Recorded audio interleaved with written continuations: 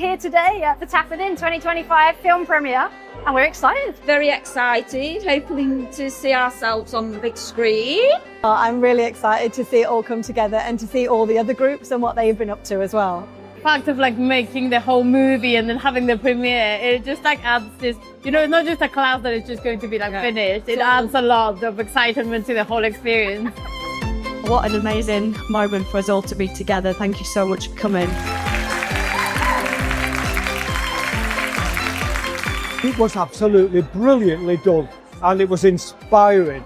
I think the documentary was incredible. It showed how it had helped people, built bonds, made friendships, made life happy again. How they put it together to show the journey all the way through was really lovely, and to see it all come together in the final products. I was really proud. Yeah, I really was. I was really proud of us. For me, it wasn't just about the dancing. It was more so about the meeting new people, how it's making people feel. Absolutely fantastic. Well done to you all. Just grateful it happened, really. It just shows how big an impact it's made on everybody's life. It's been lovely connecting with people that you wouldn't normally meet through dance. I still plan to keep on tapping after this. I've wanted to do it from the age of 5.